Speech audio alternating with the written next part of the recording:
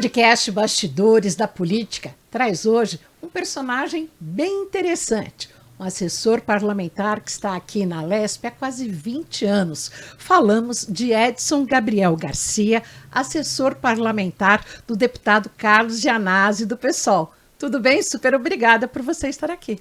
Tudo bem, eu agradeço muito o convite, é um prazer muito grande estar aqui com vocês e falar sobre política, que é sem dúvida nenhuma uma das paixões da minha vida. Não foi a primeira e ela nem é tão recente assim, mas já tem pelo menos 2 décadas, né? E a paixão pela política hoje bate muito forte dentro de mim.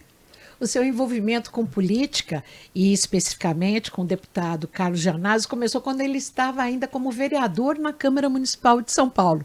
E isso já se somam quase 25 anos. Sim, como política institucional, sim. Eu já conheço o Gianazzi há mais tempo e nós já tínhamos atividade política, nós já tínhamos uma atuação política, né, no sentido de que, eu estou usando aqui o termo política no sentido mais amplo. A política está presente na vida da gente cotidianamente, em todos os momentos, o tempo todo, direto ou indiretamente.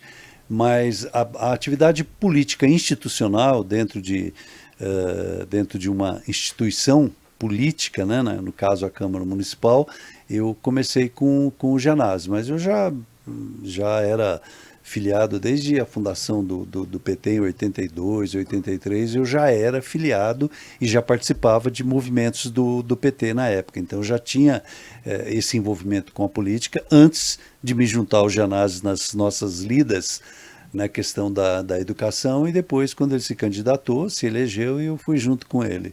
E como foi a mudança da Câmara Municipal, da maior cidade do país, para a maior Assembleia, o maior parlamento da América Latina? A mudança da Câmara para a Lespe, quando você entrou aqui há 17 anos, precisamente. Olha, eu acho que as coisas vão acontecendo na vida da gente. É incrível como o próprio Guimarães Rosa escreve que assim, a vida não é da gente, a vida é dela própria, né? Ela vai acontecendo e vai trazendo as coisas e colocando as coisas para você.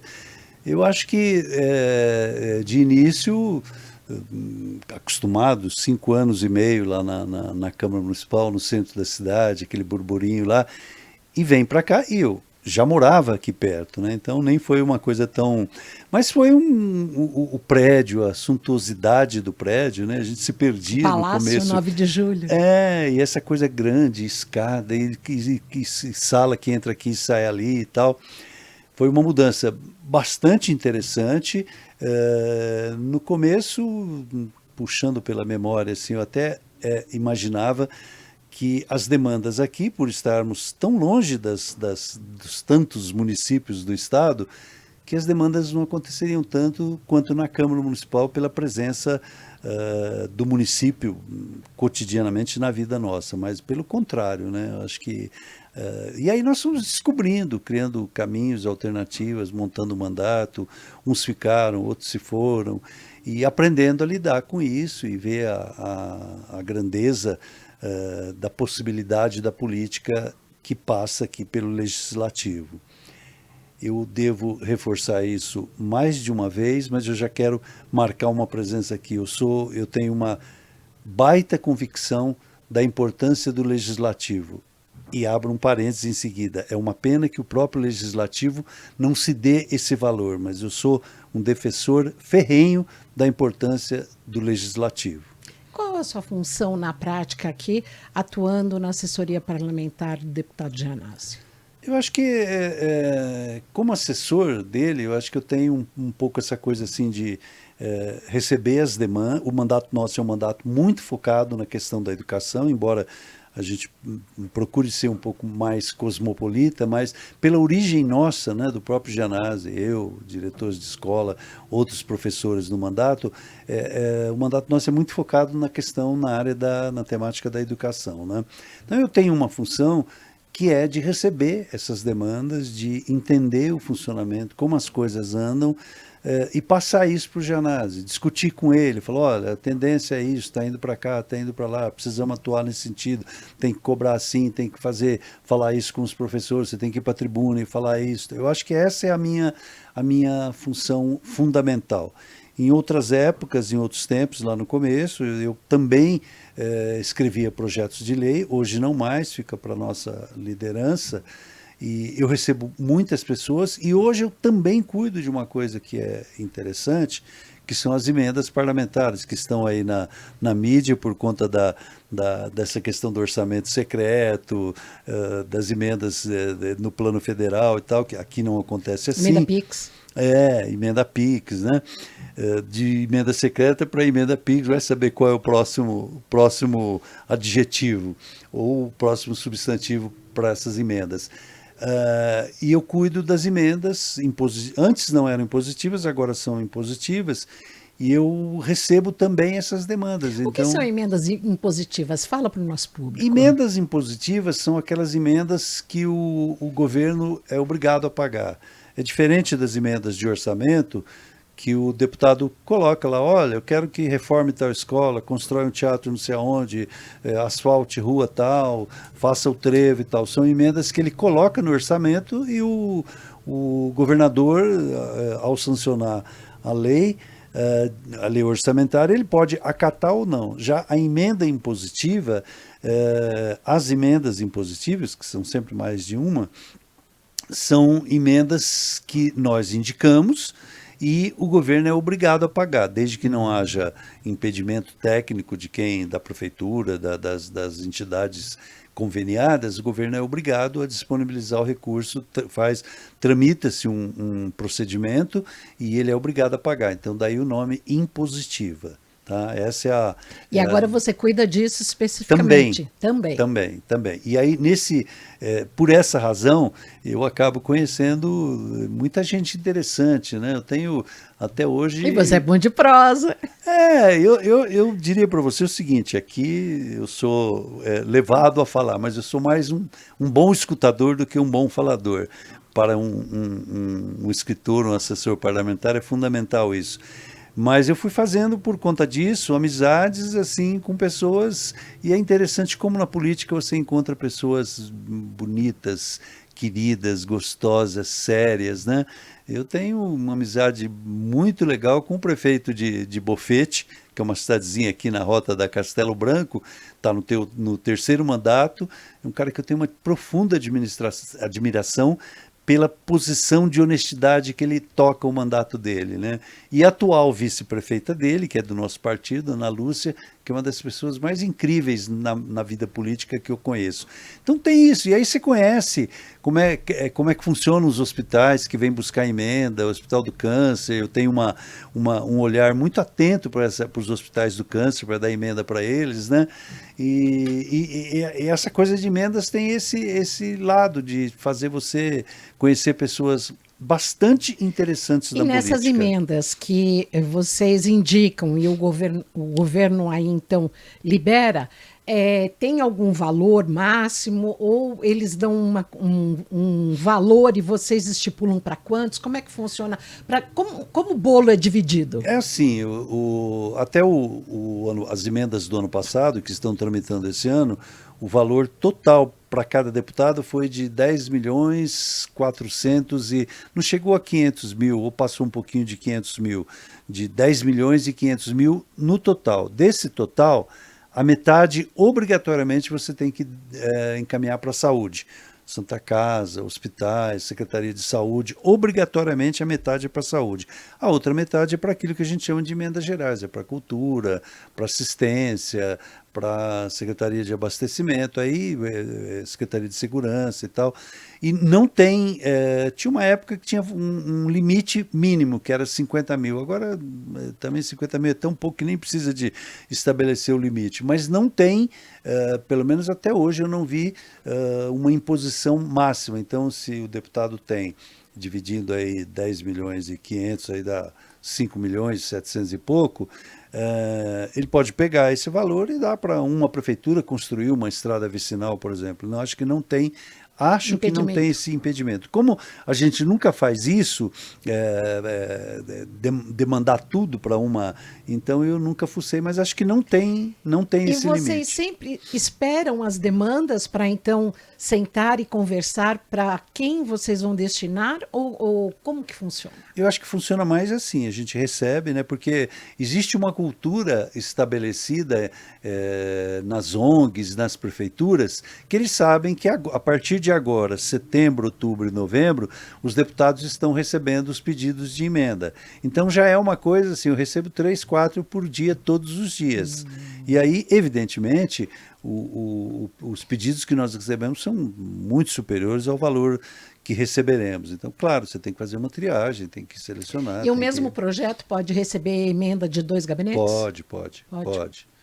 Tem até um tipo de emenda coletiva, que me lembro uma vez da Santa Casa aqui de São Paulo, que estava numa situação, na época, complicada, não sei se superou isso hoje, mas assim, foi uma emenda coletiva de vários deputados entrando, cada um dava uma parte e saiu um montante maior para a Santa Casa. Pode sim. Esses tempos eu sugeri isso para o pessoal da Casa de Davi, que vinha e pedia. Eu falei, olha, por que você não conhece outros deputados?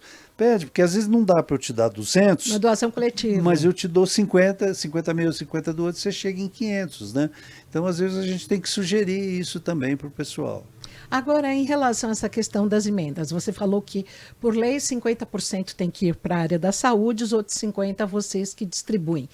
Tem algum tipo de hierarquia que vocês cumprem dentro do gabinete? Não tem não. Assim, pela natureza do nosso gabinete, pelo alcance nosso em temático que a gente cuida mais, nós temos sempre nas emendas uma atuação muito grande na área de cultura e de assistência social. O volume maior hoje não é mais assistência social, se chama desenvolvimento social. O volume maior de emendas vão para... O volume maior é destinado à cultura, projetos culturais e a entidades assistenciais, que passa pela Secretaria de Desenvolvimento Social. Eu pensei que fosse em educação. Não, porque aí tem uma razão muito simples. A educação é um pouco mais limitada.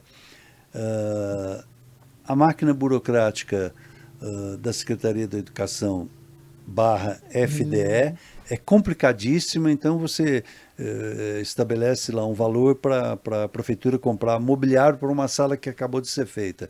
Isso pode levar mais de 2 anos. E aí é uma coisa que não faz muito sentido.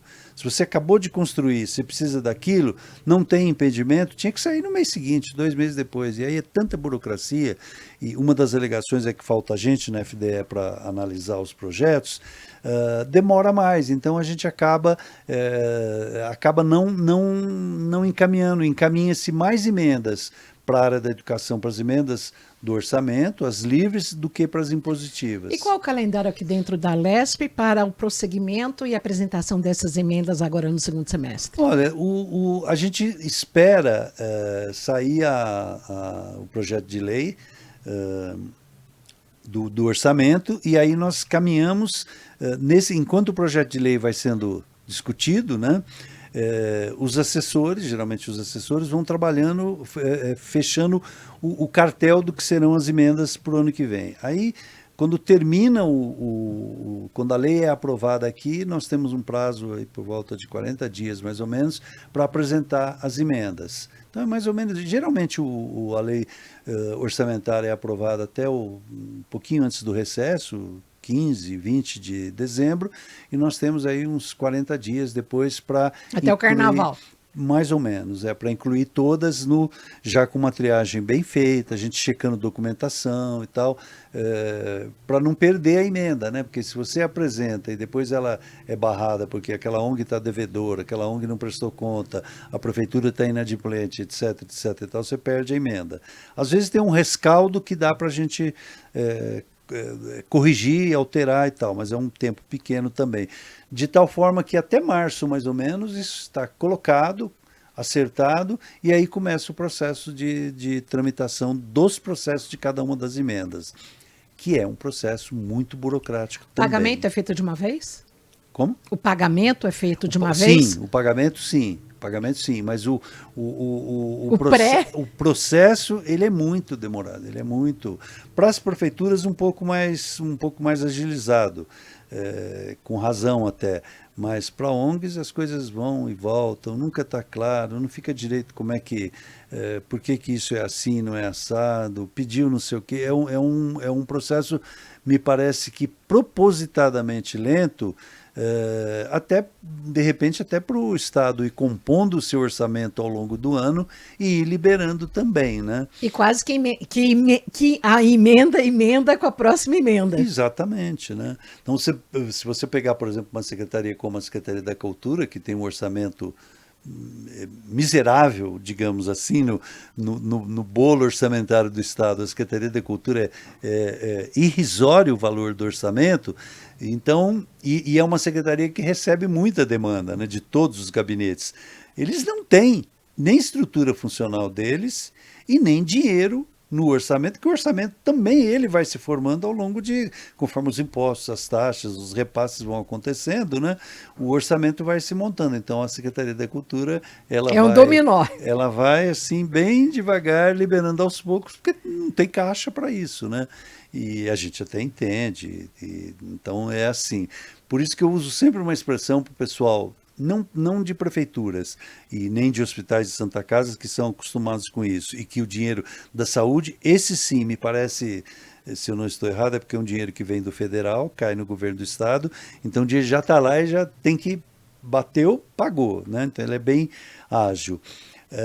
Eu costumo dizer muito o seguinte, não gaste nada antecipadamente, não gaste por conta e vá tocando, esqueça que você não marque data, tipo, em 15 de julho eu vou sair com... Eu vou comprar tal equipamento que eu vou receber. Exatamente, você só começa a gastar efetivamente o dia que bater na conta o dinheiro. E mesmo assim tem que esperar 1 ou 2 dias, porque o dinheiro cai lá e tem 1 ou 2 dias por E as cidades que recebem essas emendas, elas são obrigadas a prestar contas? Sim, elas prestam. E o que acontece se há um desvio aí nessa prestação? Então, eu nunca peguei das nossas, nunca peguei nada errado assim, de nenhuma prefeitura ficou inadimplente ou nenhuma prefeitura ficou impedida por conta de não prestar. Eu acho que todo mundo já sabe, as prefeituras têm equipes que cuidam de convênios, né, desses convênios. E eu acho que as pessoas já fazem a coisa bem feita, de tal forma, tem que gastar. Se o dinheiro vai para reformar o muro de uma escola, por exemplo, ou para comprar um aparelho de ultrassom, é para aquilo. Não dá para você desviar e falar, a gente já comprou, já ganhou, não sei o quê. Não dá. É para aquilo que é colocado. Por isso que em cada emenda tem um negocinho chamado objeto, que é exatamente o que você vai fazer com esse dinheiro. A finalidade. E a prestação de conta vai nessa direção, né? De um modo geral, eu diria para você, um caso que a gente teve de prefeituras que demorou, que não apresentou documento, que não deu muita, não prestou, aí o dinheiro volta pro Tesouro, né?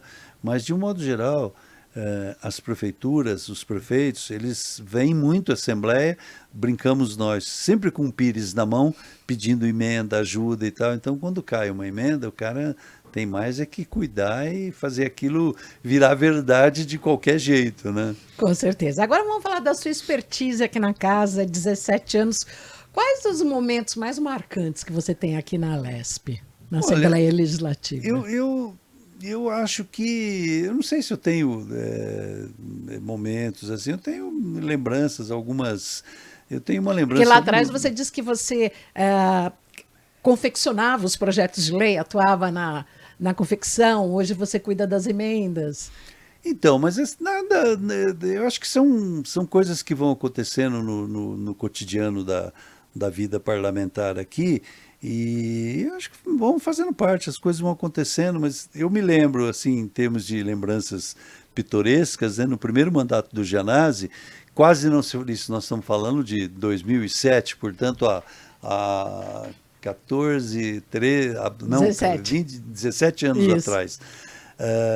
No primeiro mandato dele, não se falava muito nessa coisa do LGBTQIA+, né? E o Janazes, já da Câmara, a gente já trazia isso. Que, aliás, a gente já trazia isso da época nossa como diretor de escola, já eram coisas que nós lidávamos com isso na escola. Com a né? diversidade. E com respeito, né? Com os alunos, né? Porque se a gente acha que criança e jovem é tudo inocente e tal, nada, eles são danados lá e você tem que estar... Por isso que eles vão para a escola, para aprender, né? E eu me lembro que numa das audiências que o Janazzi fez, estávamos nós aqui, ele recebeu um travesti, todo cheio de plumas e paetês, e fez uma dança no plenário. Nossa, aquilo foi um auê aqui na casa, né? Como uma casa como a Assembleia recebe isso e tal, quase que o Janazzi deu... Por pouco que ele não teve o primeiro mandato dele aqui cassado por falta de decoro parlamentar, né? Então, isso é uma lembrança que eu tenho muito, assim, de como a Assembleia mudou daquela época para cá, né? Nessa coisa de focar temas, de trazer, de ser aberta a essas coisas, né? Que é a casa do povo, né? E eu tenho uma outra lembrança, assim, que eu gosto muito dessa coisa, eu costumo sempre dizer para os professores, né? Que nas minhas falas sobre política eu sempre digo o seguinte, que a política ela é feita de ação, de movimento, né? E quando o povo se mexe, aí os políticos também se mexem, ocupados com aquele movimento, né? Mas um dos movimentos, a gente estava praticamente chegando aqui, foi na criação de SPPrev, que é o órgão que cuida da aposentadoria dos servidores. Ela é uma autarquia autônoma, porque antes era a Secretaria da Fazenda do Estado, aí passou para a SPPrev, que gerencia o recolhimento, a aposentadoria, e foi criado pelo Serra como governador, e no bojo desse projeto tinha um projeto que acabava com um tipo de professor que se chamava categoria F, que era um cara que era contratado a tempo limitado, mas que não tinha limite, e tinha professores há 15, 20 anos nessa condição não efetivo. Que não eram concursados. Que não era concursado, né? E ele queria acabar com isso nessa lei. Aí teve uma movimentação muito grande aqui na Assembleia, 2007, 2008, por aí, depois em 2009 também, que foram 2 anos de mexida nesse assunto, e teve uma movimentação grande. Eu acho que foi a última grande movimentação de professores que eu vi, que eu presenciei aqui. Teve uma outra em 2022, recentíssima, por ocasião da aprovação da carreira do magistério, que o governo na ocasião chamava de nova e nós chamávamos de a farsa da nova carreira, por uma série de coisas, né? E aí eu tenho uma lembrança muito triste, porque entrou a polícia, agrediu professores e que eu acho que isso não cabe numa casa como a Assembleia Legislativa, né? Então, assim, eu tenho algumas lembranças desse, e essas lembranças gostosas de conhecer pessoas interessantes, pessoas bonitas, bonitas no sentido amplo de tudo que cabe na beleza de uma pessoa, né? Eu acho que são coisas assim que... E eu tenho particularmente, mas não tem a ver diretamente no que eu executo aqui, eu acho que esse meu aprendizado, esse meu respeito pela política, e quando eu escrevo sobre política, eu escrevo política com a letra P maiúscula, porque eu acho que a política é uma disciplina. Você é autor de mais de 60 livros, e seu antepenúltimo livro é Política, Decifra-me ou Te Devora. Exatamente, que é uma coletânea eu escrevo todos os domingos, eu publico um texto sobre política, já estou caminhando para o final do 4º ano, fazendo isso todos os domingos, com raras exceções, e eu aprendi nesse tempo a cultuar a política como uma ação, um movimento, uma disciplina, uma arte, uma filosofia, e, portanto, ela tem que ser escrita com letra maiúscula, porque ela é maiúscula na vida de todos nós, né? Eu queria destacar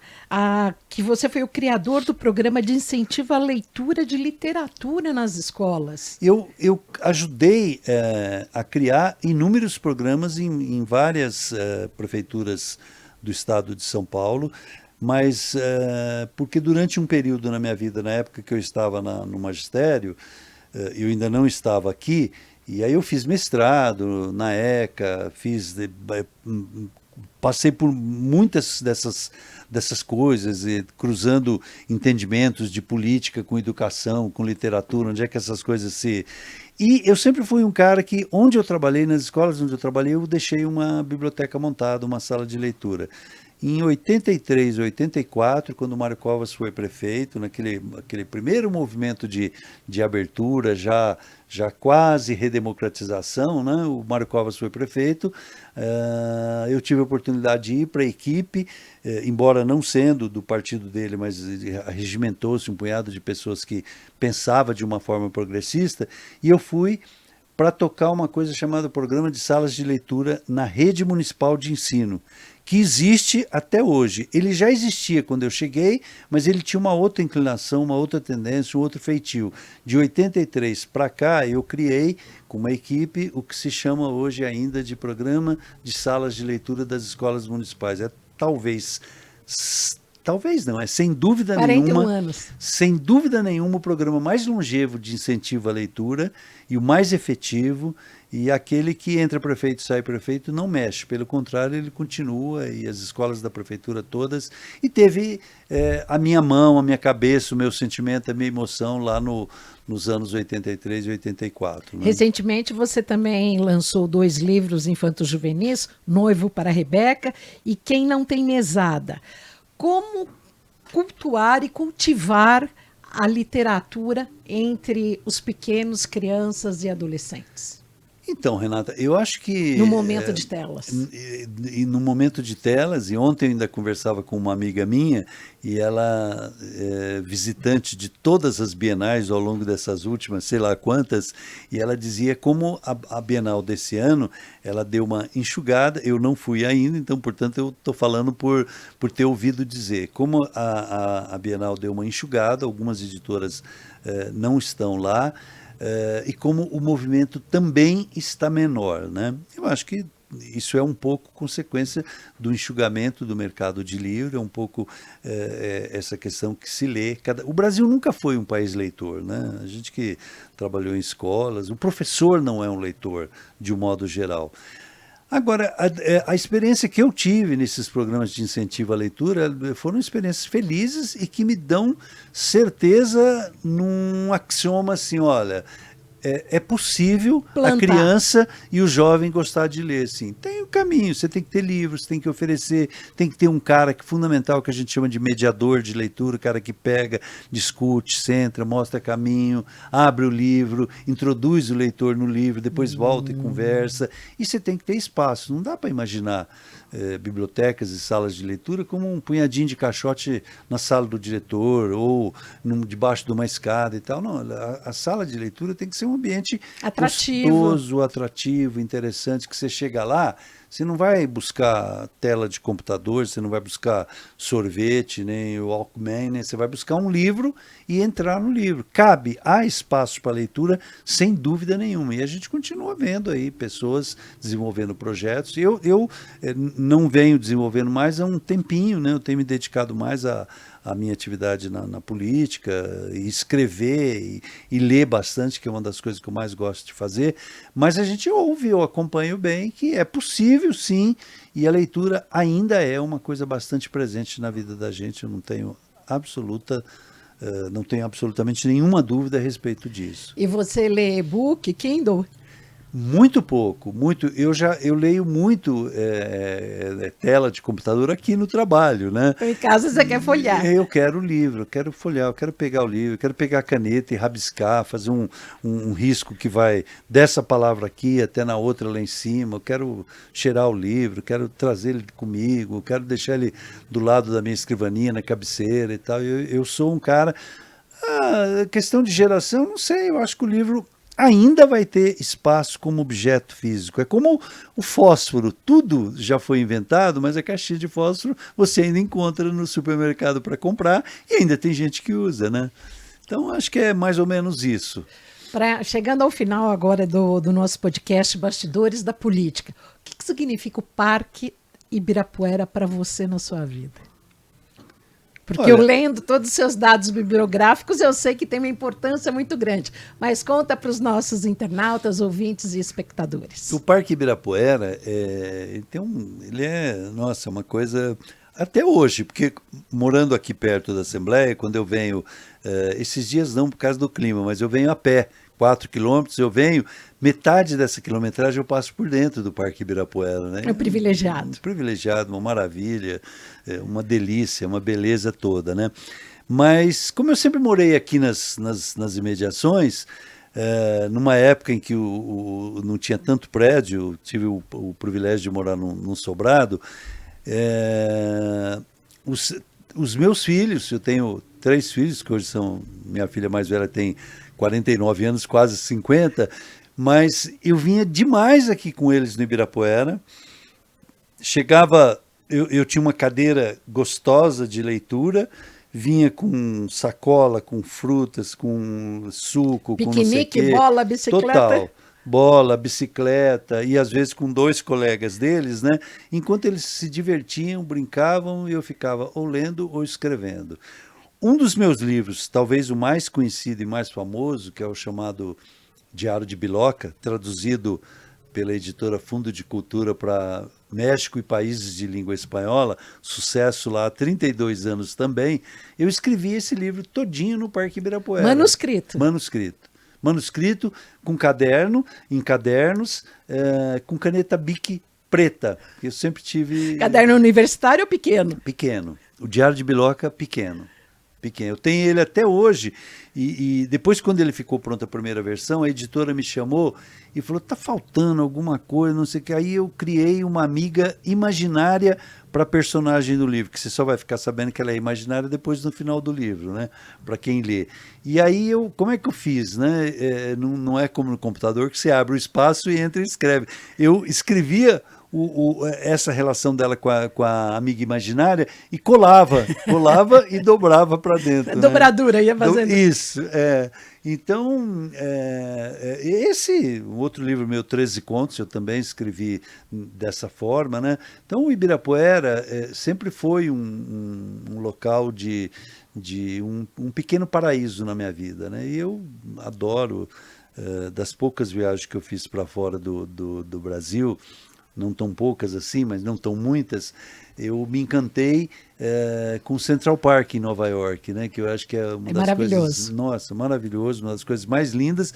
E eu acho que o Ibirapuera fica um pouquinho atrás, mas não tão atrás assim, né? Poderia até ser um pouco mais maravilhoso como ele é, mas eu adoro o parque, acho uma pena morar numa cidade como São Paulo, que tem tão poucos parques e tão pouco cuidados os parques que tem, né?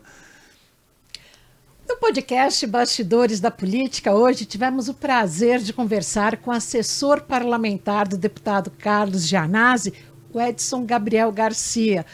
Edson Gabriel, que tem uma extensa vida na área da educação, foi diretor, é escritor e há 17 anos trabalha aqui na Lesp. Super obrigada. Eu que agradeço, foi muito gostoso buscar algumas coisas da minha que estavam adormecidas na lembrança, mas nem por isso menos importante, muito gostoso. E eu encerro dizendo aquilo que eu falei para você lá atrás. Eu acho que a importância do legislativo aí na relação com os outros poderes é extremamente importante, mas o legislativo precisa se dar mais ao trabalho de se considerar assim, né? Mas eu não tenho a menor dúvida da importância do legislativo na sua função fiscalizadora, proponente, de voz e coração do povo. Ficamos por aqui. Obrigada pela sua audiência.